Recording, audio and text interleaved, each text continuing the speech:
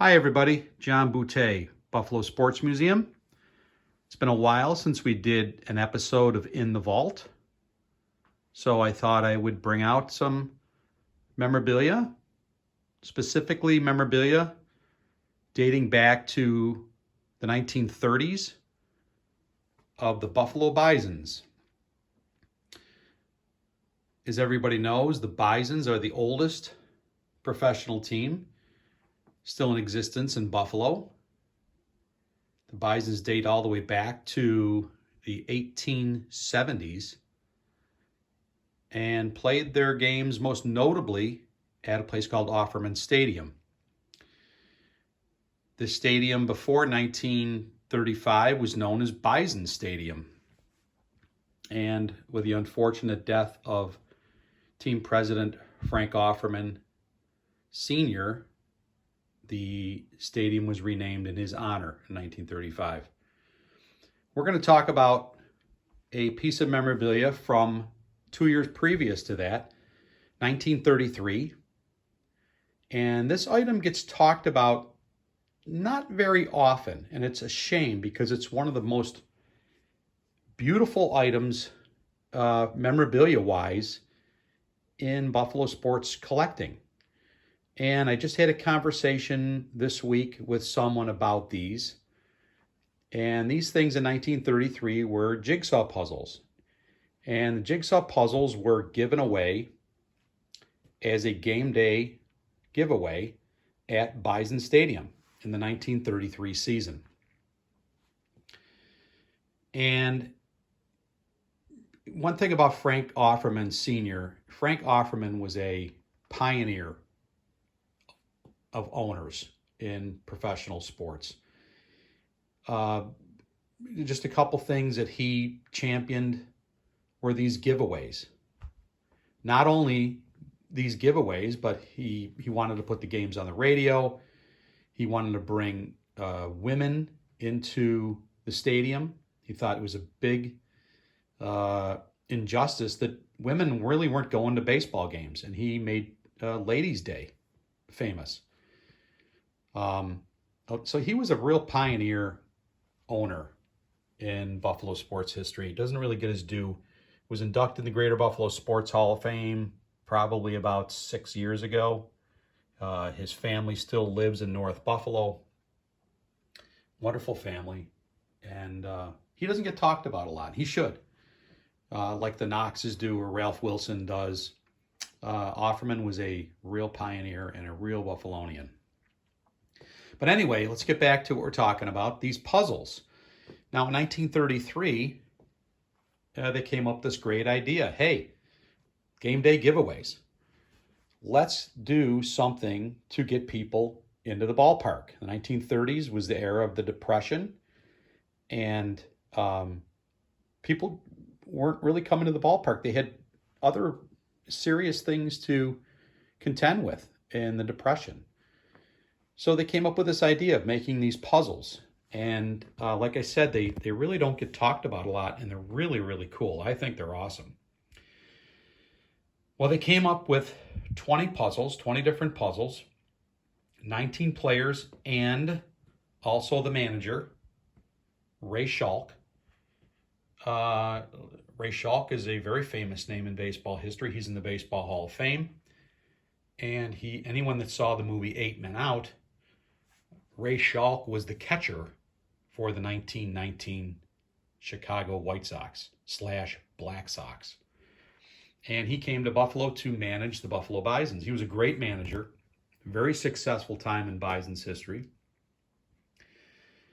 And he gets remembered for being on that Black Sox team. And he was one of the players that was as honest as can be and played hard, and he was rewarded by being inducted in the Baseball Hall of Fame.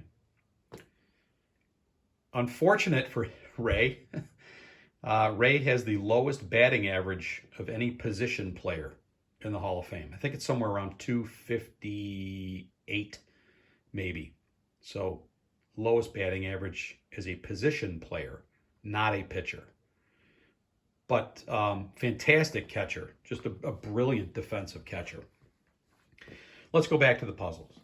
Anyway, they came up with this idea, and they produced, I believe, 10,000 puzzles, okay, of, believe it or not, each player. So there was lots of these floating around out there. They were giving away at the turnstiles, and they were all individually numbered, which was a great idea. And what they did was they had specific numbers were for prizes.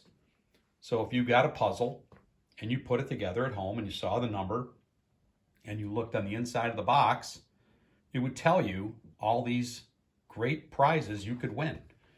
Season tickets, all different things, cash prizes, all different things. It was a great promotion, and kids loved them, and even adults loved them.